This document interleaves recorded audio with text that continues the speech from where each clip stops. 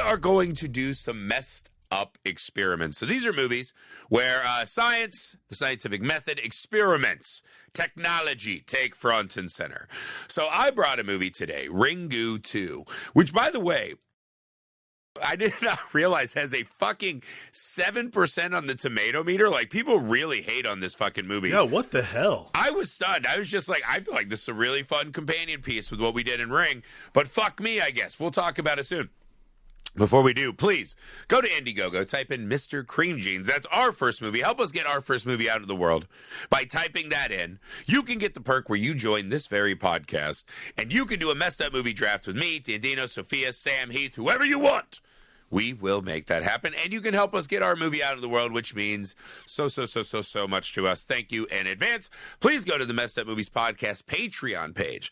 That's the best way to help support and grow this very podcast, right? We work very hard over there to have awesome Patreon exclusive, lots of fun, cool stuff that we can do with the listeners over there. Tons of new stuff coming. We're always working hard on that. Please help us grow this show. Make sure you're subscribed to Misfit Parade. That's the company, our production company, on YouTube. Short films, videos of the pods, other cool stuff going on there. Make sure you also follow Misfit Parade on TikTok, Instagram, Facebook, all the places. We're there. You're there. Let's wrap it up. So, Alex, in April, we got what's up? Quit, right? Oh, yeah. In May, we're experimenting on ourselves. This movie might be the perfect transition movie because there's a lot of experimentation on why are we so wet? Why are ghosts so wet, right? As we delve in to Ringu 2. So Ringu, the ring, right, as we got it here in the States, Ringu was one of those seismic cinematic events. That movie hit and was such a massive phenomenon, right? The Ring hit in America, and kind of it became this for some horror fans like me. It's like, fucking thank Christ, anything that's not this kind of grosser torture porn aesthetic we're moving towards. Like, yes, I would rather go down this road than the other. Just became massive, right? We had this influx of J-horror remakes. So that's how I kind of was introduced. I went back and I was like, Ringu is the granddaddy. It's the Mac Daddy, right? Not even the first, but the greatest, the most beloved, the biggest, most successful probably of the J-horror films, right? As I was told. Sure. Okay. And Ringu has become a whole franchise. Eventually, they even get to where Ringu and Ju-on cross over, right? And they take Sadako on like one of those little AV carts, and they play the Ring tape in the Grudge house, and it's like a let them fight. And it's like, all right, this is weird as fuck. I'm kind of into that. Big franchise, right?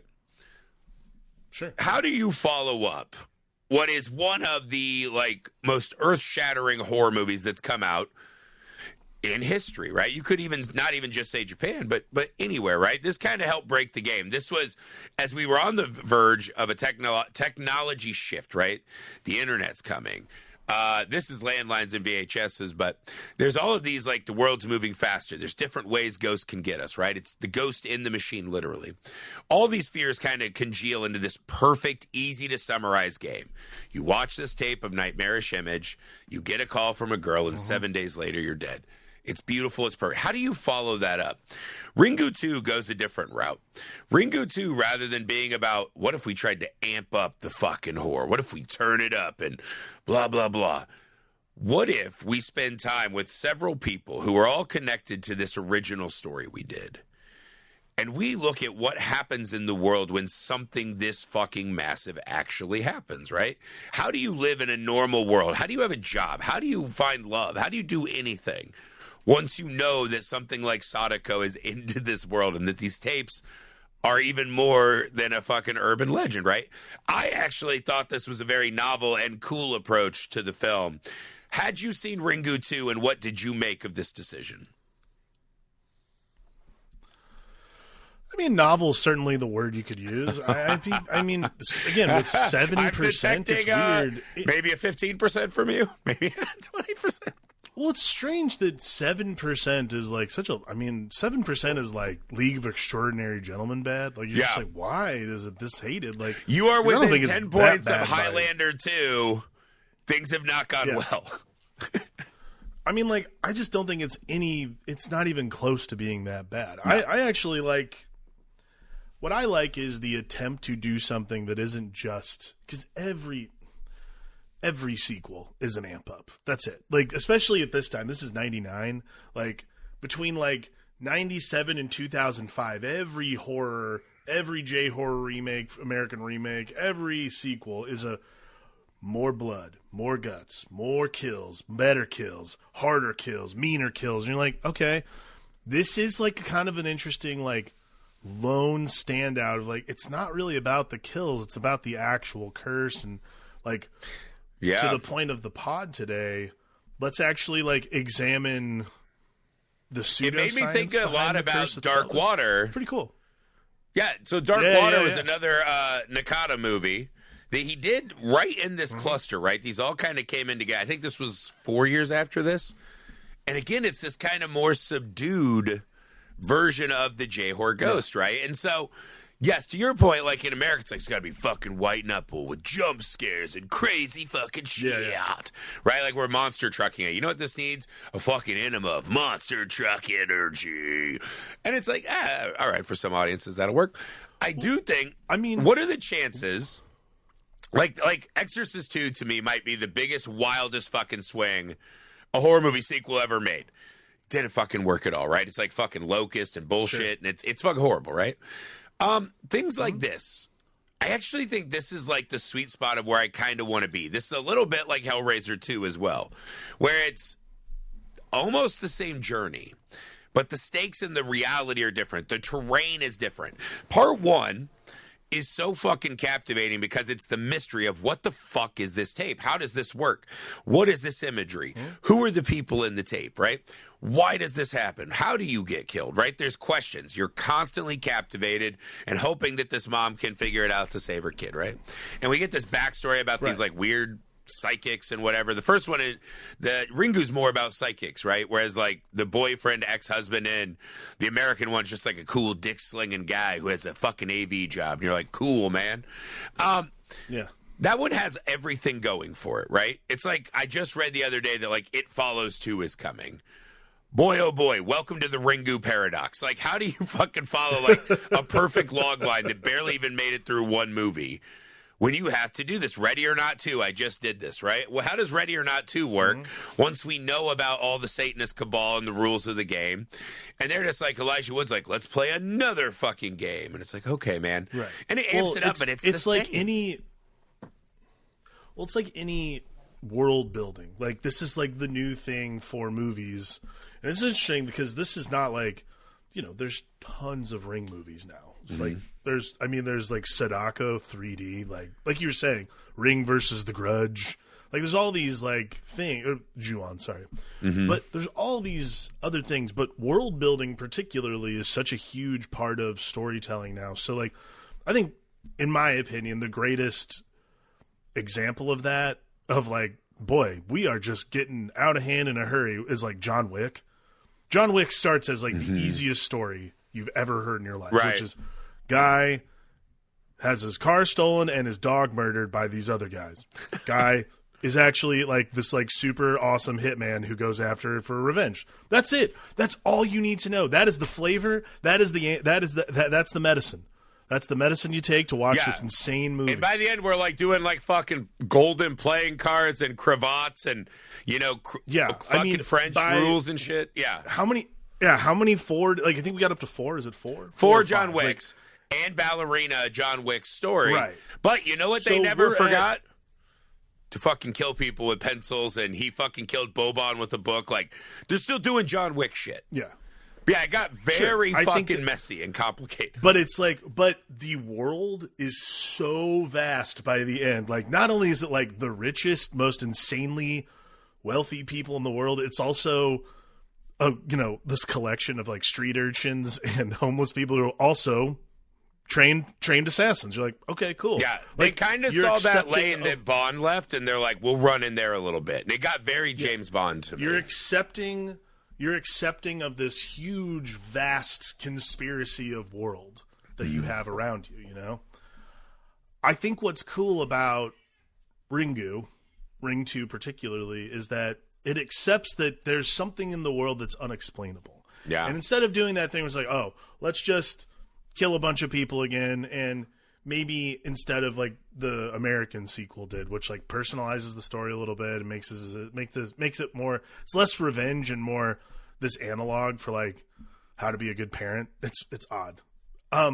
Instead, this really does like take the world itself and say, okay, not everyone knows that this is going on, but at least some people are aware that this is happening. Not everyone believes it, but like it's not an unbelievable thing in the world of Ringu that this is happening. So therefore, let's talk about all the ways that this could fuck with anything, which, you know, is psychological, physiological, like all these special things. And then we land on this like scientific method almost of like the energy of fear, which I actually was like, this is actually an interesting beat. Granted, here's my thing. It's such a thin thread throughout the movie. Like it keeps you going, which is cool. It comes in very late. And it gets you to the end at least. Like it makes the ending kind of worth watching. But it's such a thin layer of science throughout the movie. And I'm like, that is the cooler shit in this movie than following around this lady who just like sees Hiroyuki Sanada like every once in a while. Yeah. Which was awesome to see. I know he dies in the first movie, but like it's just one of those things where I'm like, yeah. I think like I like where it was going a lot of the time. It just gets lost in the world itself more often than not. Yeah, it's kind of a tale of two movies, right? I was also looking up while you're talking. There are 3 American remakes. There are over 14 films, including the Japanese original, sequels, crossovers, and a Korean remake, which I would be fascinated to watch, weirdly.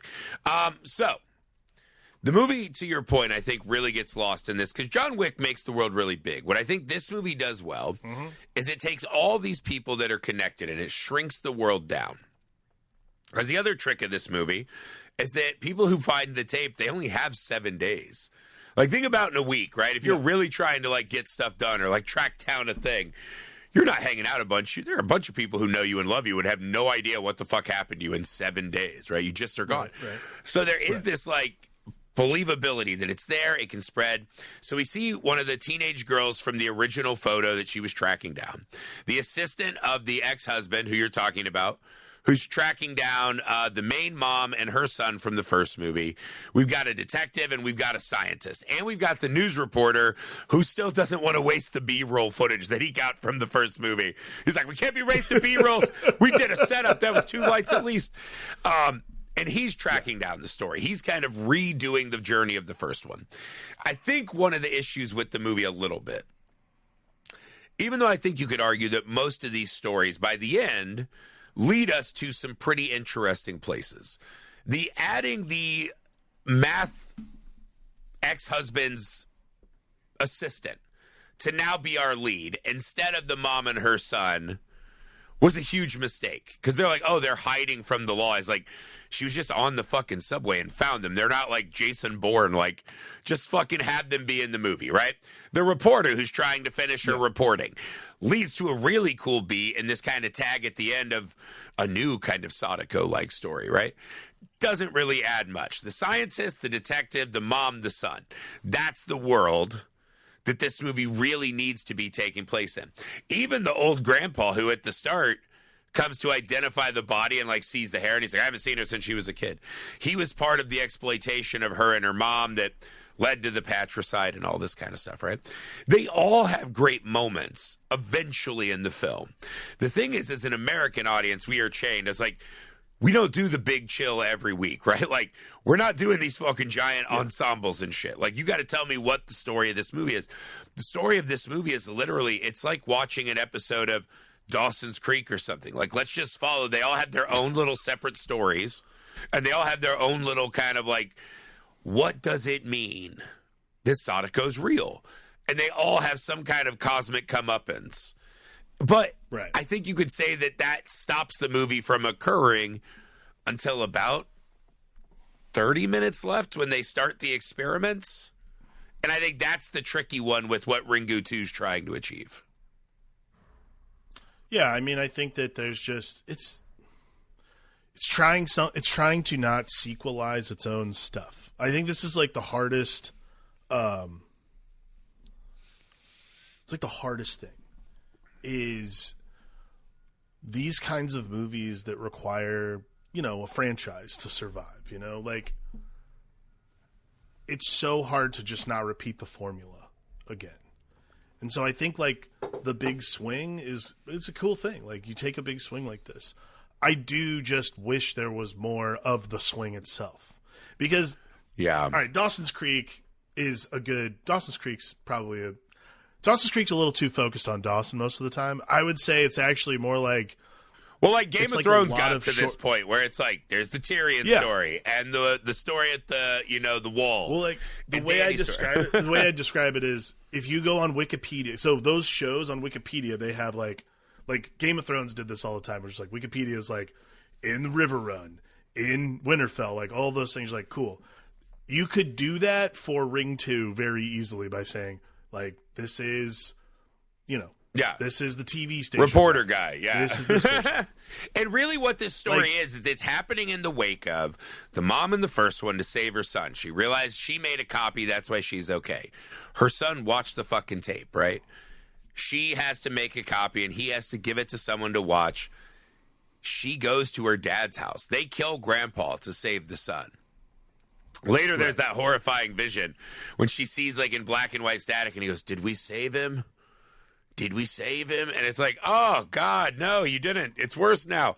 But the story is them post this and all these dead bodies that are associated with this, right?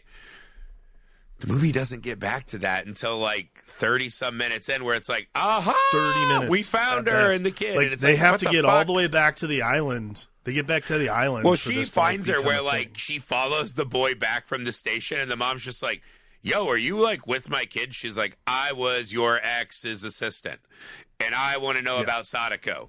Is it cool if I hang out with your son? And the mom just goes, I reckon. Like, I'm not happy about it, but if you're a grown adult woman that used to suck off, we're like Eskimo brothers. We sucked off the same guy. So you can hang out with my fucking child who's haunted and can't speak. It's so strange. That's a wild thing that, like, that's just a hurdle you don't have to put in as a screenwriter. Just skip that hurdle. Just don't add that one. Yeah. Why are we doing that? That's an obstacle you're creating that's not helpful. I'm glad you brought this up because I honestly spent 20 minutes just like focusing on this like plot point and be like, why is this woman allowed to be alone with this kid? What's going on? But why is this woman allowed to be in the movie, period? Here, we're going to jump all over. not even like she's a bad actress or whatever. Here's like a classic example where I was like, this is like some sequel shit that just didn't go right. If this movie just starts with the detective's like, dude, you are surrounded by dead bodies. And she's like, I don't know what to tell you. Sadako did it. And he's like, oh, yeah, very fucking convenient. And he locks her up. And then the doctor starts running tests on her. And he's a kook. We could just skip the whole fucking movie and do that. And it's pretty fucking rock solid and focused. And we still get all the cool shit. Yeah, agreed. Here's like a small example of like, why are you adding all these other people that don't fucking matter to what I'm doing? And I don't really have enough time to sink in with, like, do I care about TV Station Bro at the end? No, not at all. Not at all. Neither here nor there. At the very end, right, when they're back in the metaphysical well, they like fall in the pool because of the experiment. They wake up in the well. And the dad comes out, right? The fucking dad comes out. He's like, give me all your fucking anger. Yôichi Sanada, yeah, and it's fucking give me great. Your fear. And the son is like, no, and he's kind of fighting it. Why is that dude's assistant holding that kid and not his fucking mother? Not his mother. Because it's weird. Isn't the story of Sadako about fucking an abusive mom, dad, daughter relationship? And then at the end, the dad fucking brains Sadako and throws her in the well?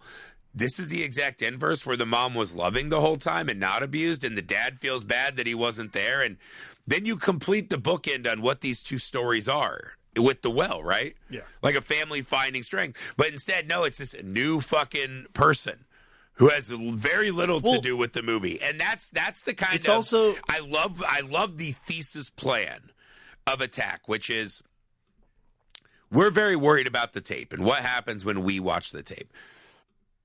Right. Something like that would break the world, right? We talk about this a lot in horror movies. There are horror movies that shatter the world. When that happens, all of a sudden, you're not like, oh, there's a god. Oh, I'll pay taxes. Yeah, I got to worry about what day trash day is. This breaks the natural order in a way we're not prepared for as modern humans, right? Right. I love the thesis of what they want to do. I think they complicate it to your point because they're like, we still got to have some of the tracks everyone likes. It's like Jimmy Buffett, like, I'll play Land Shark, but you better not fucking ask for Margaritaville. I got some new shit I want to work into the set. And it's like, Jimmy, that's not how it fucking works. Right. I mean, but that's what it is. It's literally, the movie is a band on stage not playing the hits. Like, they played one hit. It's like that band at Step Brothers. Sir, we only play Early Joel. Yeah, no, this is that's exactly what it is. This is Uptown Girls Stranger playing strictly 80s Joel, sir. We only play 80s Joel. We play strictly 80s Joel, sir. And then the scene the scene at the pool where they're all getting ready, the scene at the pool is finally the movie going like, we only play 80s Joel, motherfucker. Get your steak hooker wife and get the fuck out of here. That's the scene of the movie. That's the movie.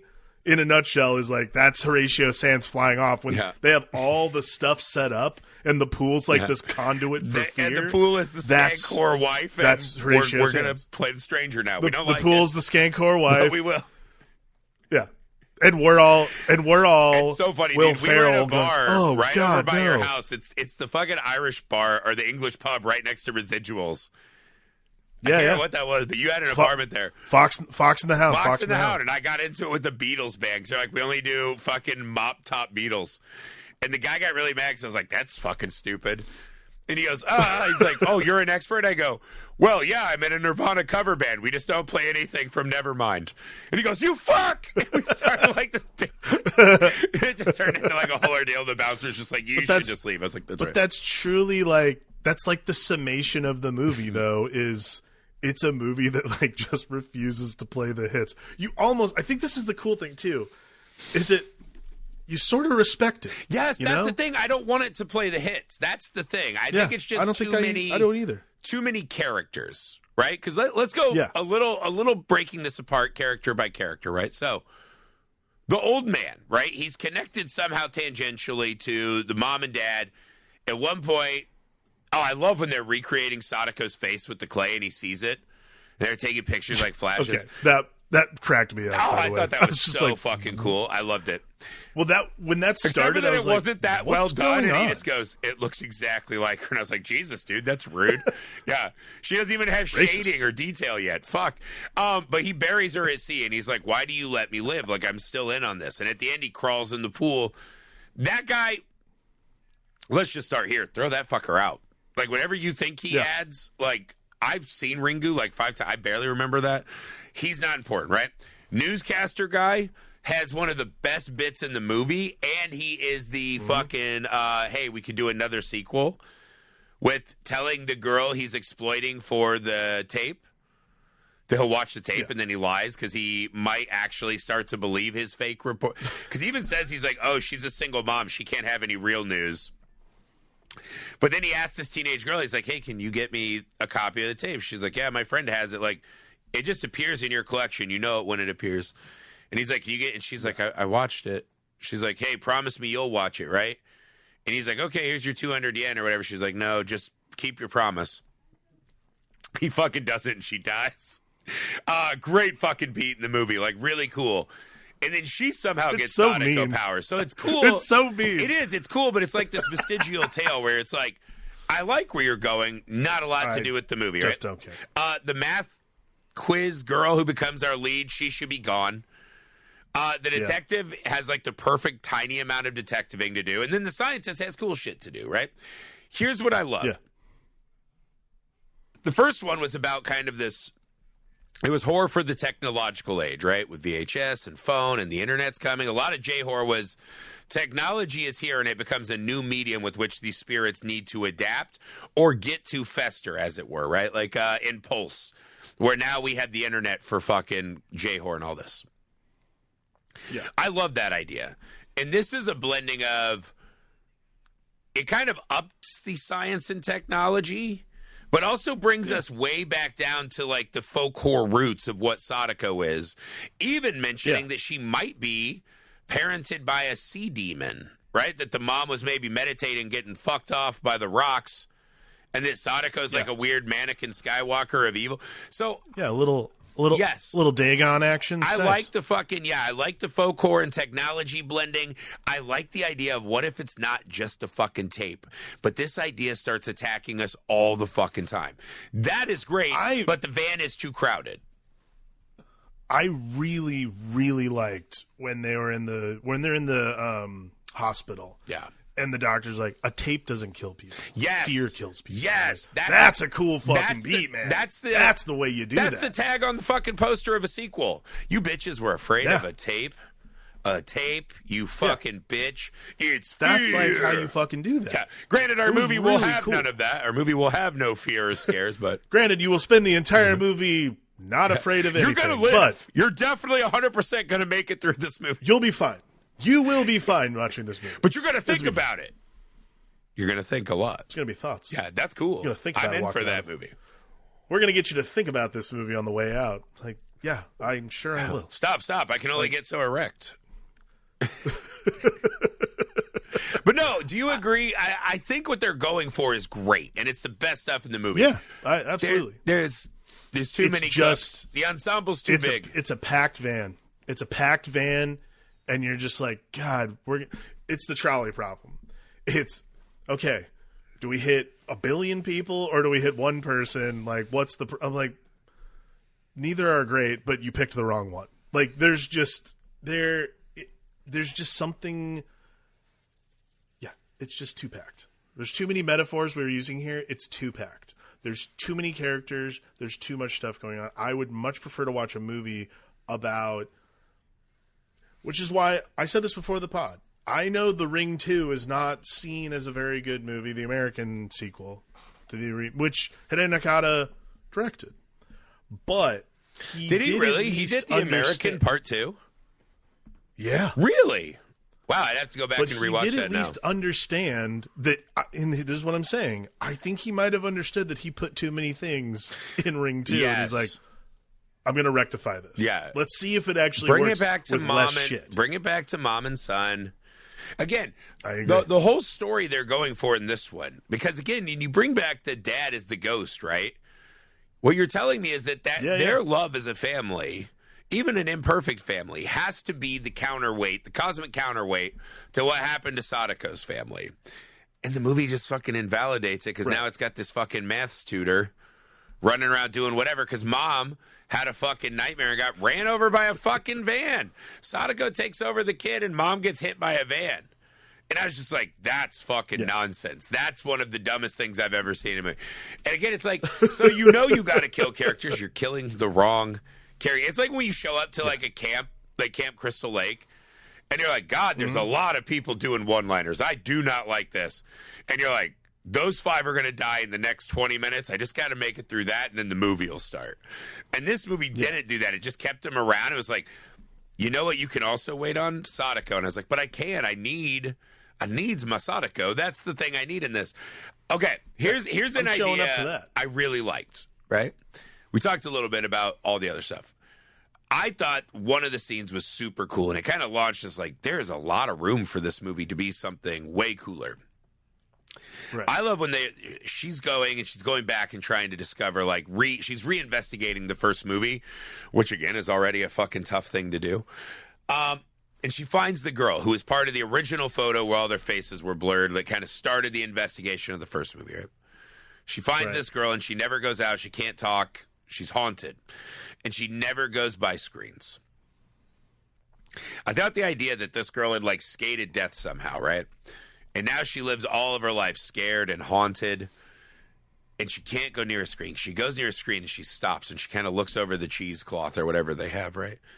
And the math tutor's just there to, like, watch all this.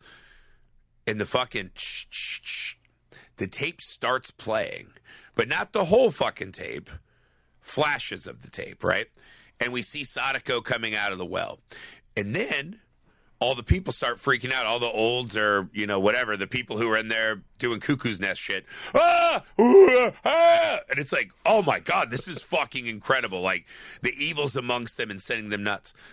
The girl is on the floor and she reaches out and grabs the math tutor's hand. And now we see ring-style tapes of her, the girl, being haunted by Sadako. And I was like, this is like a whole thing. What this movie's telling me is that it is not the tape. What it is it's this fucking primal fear, this ever-looming something's out there somewhere, this faceless hair monster, this thing, an abused girl, an abused daughter, an abused sister, an abused friend. It's fucking everywhere. Screens are everywhere.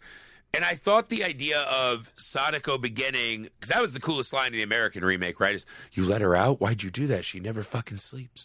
This idea of Sadako becoming more than the tape and becoming more, able to move, to imprint her rage on us as her own living videotapes, I thought was fucking incredible. I love that scene. I agree. I like the idea of it existing as like, it's not even supernatural. It's almost like this primal thing. I think that's a really cool beat, and that's also a really cool way to, get rid of your main problem, which is like, okay, well, I'll just not watch the tape. Like, I think it is like, is Sadako now like just getting like a hipster every fucking like 9 months? Like, I know VHS is back because everything terrible from the past has to come back and, candy-coated nostalgia. VHS has fucking sucked balls. They just did. And if you like VHS because you want to be a unique person, that's cool. But that's like saying a snake is like as cool as having a dog. Like, VHSs are not a good medium. And I was like, did Sadako just like, there was just an AV card at that one cabin, and then they're like, roll that shit into cold storage. She just never haunts again? It kind of makes her rage seem a little more impotent. Feed. Like, the TV turns on and she's just like, is that a too small beanie again? Is that a Neutral Milk Hotel shirt? Damn it! Not again! I love the idea that Sadako is actually just the spirit of vengeance for everyone who hates hipsters. Yeah, and I just like take my fat body and use me as your weapon. like some cop shows up to a crime scene. I see a lot of vinyl, VHS collection. Yeah, Sadako is here for sure. What is that? There's snow down. Oh no, it's a composting bin. Yep, you're all right. Sadako's festival. Sorry, those tweed bags from the farmer's market. Yep, Sadako's been here for sure. We got to get out of here before the stank rubs off on us. No. It is fine. Hipsters are fine. They're great people. Not to Sadako. No, but what I'm saying is the idea of her going beyond the videotape. I agree, though. And then this is where they add the thing I really love in the movie, which is the scientist who does like the experiment. The first time he does it, it's cool. He sets up the tape and the water's like crawling higher and higher up the paper, and he's like, you can channel her fucking energy. Like, Sadako can be shot like a bullet in a rage. And that's later what the little boy uses. As he just Anakin chokes the detective like 4 times, and the detective kind of plays it as an actor like keeps he nuts coming back every time, like he nuts. Like the kid chokes him when he lets go. It's so weird. But the kid who survives the first one becomes essentially like a mute Darth Vader for the rest of the movie, where he's got these fucking force powers. So I thought that was cool. The idea of using science to trap her. And as they're drawing her out, right, into the water, the tape starts manifesting again, part of the tape, and they fucking try to destroy it. And then people who see that, the newsroom guy goes to his room and he's like, I'm going to fucking delete the evidence, right? That girl fucking died. I'm not watching the tape. I'm locking in my desk. I'm going to delete the interview. But when he does, that like cool Japanese Mudvayne video thing, or like the head shakes, and he can't get rid of it, right? And then that girl now, somehow seeing Sadako, taught her that she could have a level of righteous indignation and rage towards men, that she could come back and haunt his ass. She could haunt this guy. She can't kill him like Sadako, but she can send him to the fucking asylum. And then at the end, she can sit behind him in fucking black and white static and haunt his ass forever. So now Sadako, in a way, is becoming a fucking lighthouse for other women who are wronged. And I was like, there's a lot of cool fucking ideas cropping There's some up cool in here stuff going on that there. you should have used the runtime of your fucking movie to grapple with more. But I did like that, right? And again, I think once you get to the science experiment portion of this movie, this finale is what saves the movie. Because again, I think what Dope, dude. it's a set piece to the first one. Grappling with the scares of the first one and the grief of that world, right? Whether that was right or wrong, I think it's cool because you're not going to be scarier than the first one. And then they add this cool idea, what if we fucking trap Sadako? And it becomes this like connection to the other world and there's these metaphysical battles. I kind of dug it. And I was like, I think this is how you do a sequel. You admit to most people. How many sequels, Alex, in your life where you're like, oh, that's clearly better than the first one, right? You got Terminator 2. Some people would say Aliens. Empire. Godfather 2, maybe. I'll tell you this. It's less than 10 in the grand history of sequels. I'd say you could count it on one hand, truly. Yeah. Truly and honestly. And if you're a very generous movie fan, it's less than 10. Like, for sure. Yeah. This movie knows that going in, and I think it just says, how can we just expand the vibes and add some extra things? And I think the science experiment finale, when it's all coming down, I'm not sitting there like, that wasn't the fucking white knuckle, make my balls shrivel up movie the first one was. I was just like, I kind of like it. I kind of like it as like, hey, let's do a TED Talk about what we all went through. Like, we were traumatized. It's a therapy session. Walk me through what this guy's goal is with the science experiment and what you liked about how they played this out for you. Oh, I dug it because it's trying to scientifically quantify fear. Yeah. I like anytime people try to assign science to something that's just not. It's ethereal. Yeah. It's otherworldly. She might be part folklore demon, but he's like, she's a 4,000 on the fucking pistrometer or whatever. Pistrometer? Is that that's a good? I was trying to think of a liquid medium. No, but I truly anytime somebody says like, let's see, because we see this in a lot of Stuart Gordon movies. Happens a lot too. Like, I kind of was thinking of like Stir of Echoes a little bit.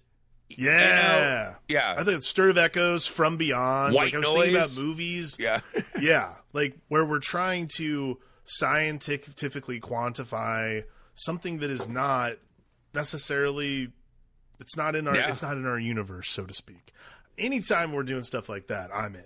Yeah, so I love the blending of those edges. All this stuff, like I love, like hell, that, even Ghostbusters is kind of that. Yeah, absolutely. The seat she sits in with the little finger things. Oh, dude, that's like, I'm like, oh, yes, that's fucking. Once awesome. you start having electrodes everywhere, they had the bubbler that looked almost like the Lost in Space robot with just like one of those aquarium bubble makers, and I was like, dude, I'm in. I am fucking in. I love it. I'm just in. It's cool. We also forgot about a really cool thing that happens right before this. They go back to the island home again. They have to go back to where it all occurred. This is where she follows the guy down to the cave, and it's like, Sadako's mom might have got it clapped by, some fucking fish demon, whatever. Right. They go back to the house. And because she's seen just enough, she didn't see all of it. I love the scene that it's the mirror where the mom's brushing her hair. Yeah, the mirror switching. And then Sadako's mirror, and it's a GIF. They've literally walked into a GIF of a scene from the tape. They're in the physical space, and this thing is manifesting on a loop, like a GIF, right? And it's happening. And at one point, she finally gets it to stop. She's like, you're dead. You're fucking both dead. And they turn to kind of look. And the mirror explodes. And I was like, I thought that was cool. And another element that could have been like brought into this more is the tape physically imprinting. So Sadako in this movie is freed from the tape, but is in all these tapes, but now lives inside of humans and also is inspiring other people that are like franchising out what Sadako does. That girl, for being unseen and tormented, is now in a lot of places. She's oversaturated, like Timmy Chalamet, right? Like, we've had enough of her shit.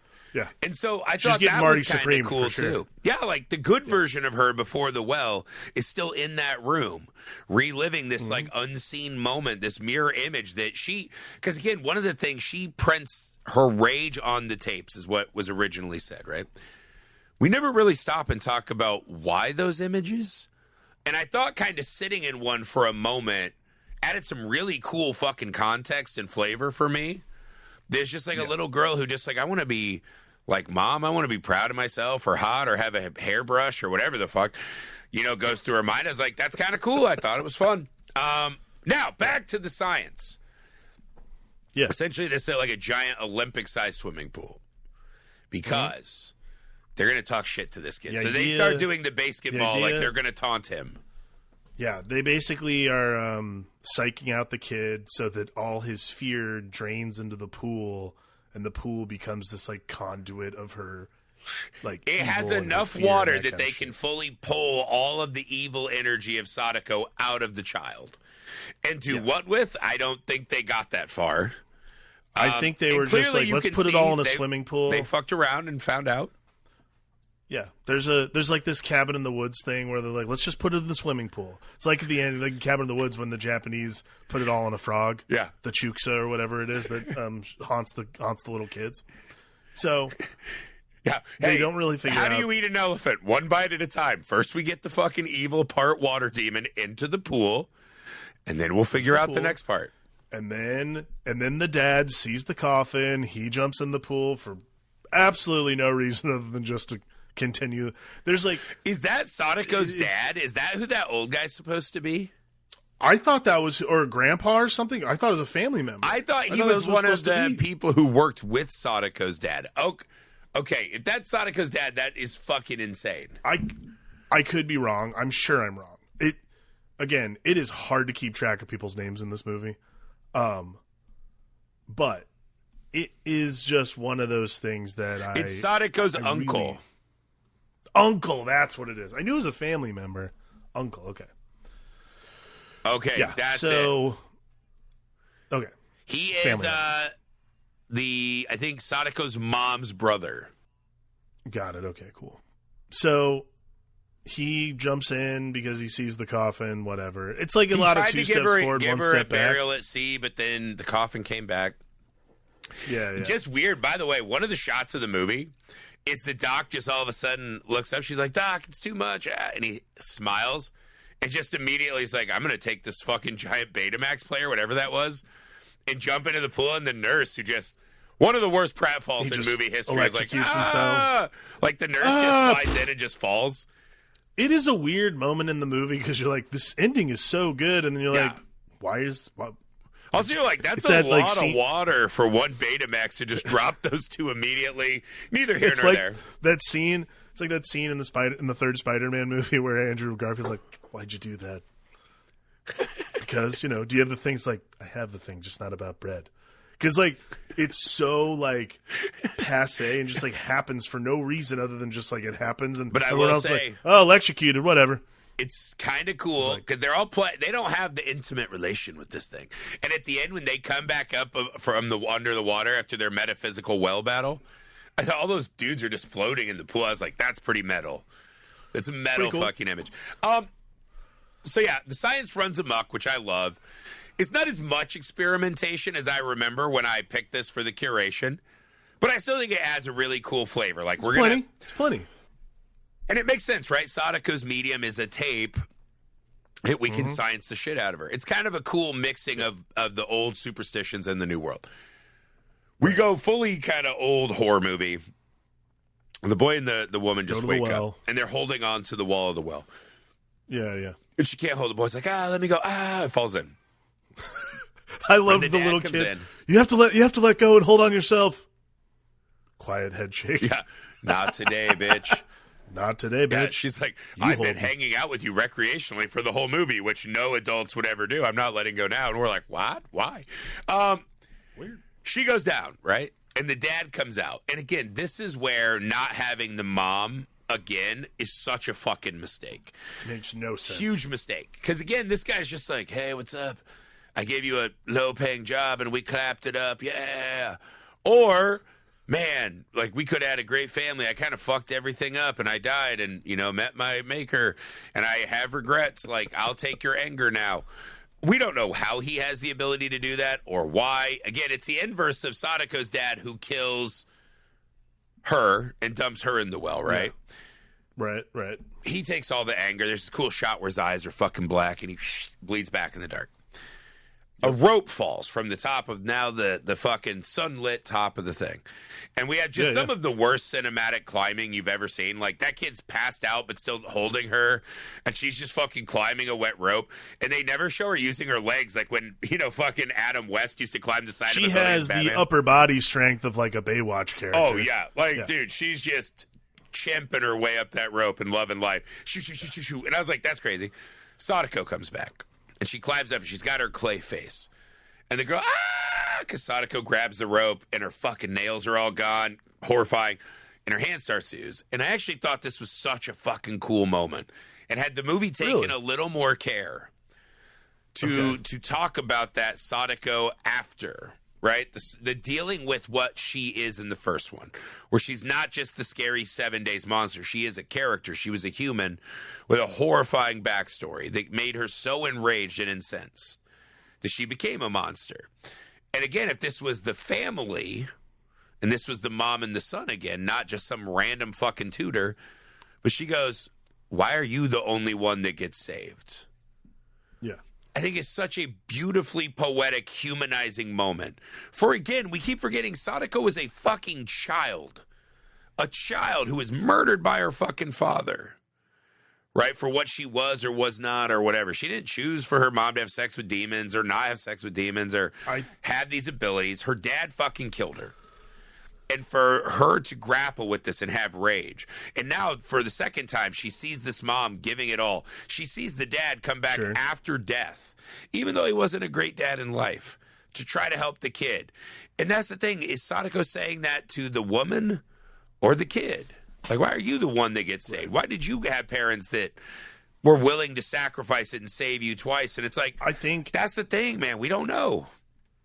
I think it's a cool moment, marred by how quickly it comes and goes. Oh, yeah. Like, and her kind of like falling back into the well. Yeah, she just melts, falls back into the well, and you're just like, that was an awesome beat for 4 seconds. And then the movie just kept going. You're like, I'll give you that. Sucks. Yeah. Like, I was actually very disappointed that there was not more to that. We've all been there, dude. You come out, you just brushed your teeth, you disrobe, you're like, I hope you're fucking ready to get your shit rocked. And then, like, 5 minutes later, it's like, all right, you want to watch an episode of The Pit? It's like, oh, no. All right, I guess we're just watching The Pit. Sorry, I thought I could get there tonight. I was going to put your head through the headboard. My bad. My bad. Sorry about that. Sorry, it was a rough day. I wasn't focused on my craft. That's what Sadako's doing. She just, her hand, because she climbs up there like Stallone and Cliffhanger, and then immediately her hand melts. And it's just like, why did you get saved? But again, that kind of stuff. Adding depth to the humanity and the curse and the rage. This was kind of viral video before we fully had that, right? And now it's not viral like videotape. It's viral fear, right? Someone dies from a videotape, right? And you hear, like the news story, if that airs to the world, you hear a story that you see a woman combing her hair and the camera is where it shouldn't exist. You see all this stuff. You hear all this stuff, right? And it's fucking awful. You'll start playing that in your head. You'll start going to Reddit and you'll hear about Sadako. There are ways for her to get in and infect you. Because as humans, we cannot look away from these bad, evil things. Even when we should, we are drawn to them. And that rage gets fed by our fucking attention. It's this kind of vicious cycle of the world that's even more prevalent now. I think the movie was really onto something. It just made some structural mistakes. I agree. I mean, again, viral fear, I think, is a cool thing. It's very relevant for 2026 America and the world at large. Yeah. I think what's cool, and Japan, I guess. I can't believe I was just like saying America. It's very. I feel like the world right now is like bad news spreads fucking fast, and everyone's stressed about everything. We are in a very viral fear era, so I felt that at the end of the movie. I mean, we keep thinking like it's going to be the end of the world like every year. I feel like since COVID. I've made a joke. I've made a joke twice today. You and I have talked about this at least 3 times, though. Like, today is a day where actually, like, the world actually might end today. I don't know. Well, like, we do. It's one of those things where it's like, God, I have all these dreams I want to achieve. I wish I was in better shape. I wish I, this, that, and the other. You're like, God, why am I just tired and exhausted all the time? And it's hard to get to where we don't factor in, like, how shitty the world is right now. And how shitty the internet is, and all these things, our food is bad, like all these things that are just destroying us, and the looming threat of nonsense all day long. You kind of start to feel like, I get what these characters in Ringu are going through. Like, I kind of understand exactly what that must feel like. Yeah. You kind of get to the point where you're like, man, Sadako has a sweet job. I should just try to do that. Yeah. I should just be a videotape ghost today. Yeah, I just got to make a phone call, and then 7 days later, I do one bear crawl. I used to do 5 bear crawls as a warm-up before wrestling. That's no problem. Alex, no problem. What's the most messed up moment in Ringu 2? Okay, there are a lot. I was thinking about this, because there's a lot of, like, good, like, things. This is not really, like, a super messed up moment, but I just thought that the makeup effect was so cool. Was like towards the very beginning of the movie, they're investigating like where a death was, and when the cop pulls the videotape out of like this charred like husk body, like the videotape comes out of the head almost, and she pukes in the sink, like that charred videotape out of a body thing. I was like, that's fucking metal, man. That is very cool. Like, there's a lot of fucked up so shit in this. cool. There's a lot of fucked up shit in this movie. There's like that was just like a really cool visual I liked. I know it's not the most messed up moment, but that was a really sweet visual. They're so good with the effects in this because they're pretty sparse throughout, right? But like they crush the first time you see like a dead body, like someone died. Yeah. Like when we see the girl died, right? Because the dude didn't watch the tape because he's a prick. That always looks so fucking cool to me. Like they nail that stuff in this movie. Yeah, no, I mean they really did. I think that's a pretty awesome one. Again, it's one of those movies that's a little more introspective, so it's hard to say like what's messed up. I'm not sure there's like a messed up moment. There's just like cool stuff. Yeah, and the mirror stuff is pretty fucking creepy. It's hard because we've already done the journey. So for me, I think I'm going to go with. And there's a lot of deaths. There's the girl haunting him at the end, like a new Sadako, whatever, all that stuff. Yeah, yeah. I think at the end when Sadako chases them up the rope, it's pretty good. And she asked the kid, she's like, why are you the one who gets saved? And that like muffled clay face, yeah. Yeah, and again, what I think is cool is that through all the fucking degradation, getting the power of being a destructive revenge demon, right? Her rage has manifested her in all these places. She can manifest everywhere now. She can do all these fucking incredible things to seek revenge. And at the end, just realizing it's still just a fucking scared little girl. It's just like, why is this me, man? And why are you fucking climbing out on the metaphysical Stallone rope? And I got to go back down to the fucking soup and just wait for some other fucking dumbass's kickball tournament to get over so that I can fucking, get watched and kill someone. Like, there is something about that I found very profound. And it takes me back to, it's the scene in Texas Chainsaw when they start whooping Leatherface with the broomstick. And it's like this giant fucking scary movie monster, Leatherface. But you realize at the end, he's still a scared child who's afraid like grown-ups are going to hurt him and shit. Like when you can find those moments to personalize your monster that like you don't get with Michael Myers ever, right? You maybe get it with Freddy or like Jason very tiny here and there because he was a scared kid at one point. But like those are the things that make villains really fucking impactful to me. And Sadako being a real little kid who's just like, this fucking sucks, man. That's not fair. Why does he get fucking ice cream? There's something about that really sat with me and still has. Yeah. Again, when a lot of the other things in the movie didn't all the way kind of ride with me, and I feel like I'll forget them after a while, that moment, I thought was really devastating to me. I get it. Yeah, absolutely. It's good, man. That's it. I think for 7% is an injustice. Yeah, no, I think this is probably more of like a 35 or 40%. Like, there's a lot this movie does well. It also has a lot of problems, but again, you're trying to follow up. It's like when Blair Witch 2 came out, and you're like, "There's no way this will be good," and somehow it's kind of worse than we thought. You're like, "Wow, they made a lot of bad choices." Like, okay, it's hard to follow up one of those like big landmark movies, and I thought they took a really great approach. But, it's like golf. You ever play golf? Like, you can hit the approach shot 1,000 times right. That one time you need it, you're going to fucking hit it fat, roll it. You're like, fuck, golf sucks. Worst game ever. Why do I do this to myself? I'm dressed like a fucking clown. It sucks. They made some mistakes. All fair. Yeah, that's it. That's it. We'll be back for more wild experimentation this month. Make sure you go to Indiegogo, type in Mr. Cream Jeans, our first movie. Help us get that into the world. We would appreciate it forever. Please go to the Messed Up Movies Podcast Patreon page. Support the show. They're the best way to grow this podcast and to have us talk about the movies you want us to talk about. Please subscribe to Misfit Parade on YouTube, TikTok, Instagram, Facebook, all the places. Otherwise, you might find a videotape of me and Alex in your house. And it's greasy. Asking you to do stuff. It's way gross. Yeah, it's a greasy tape.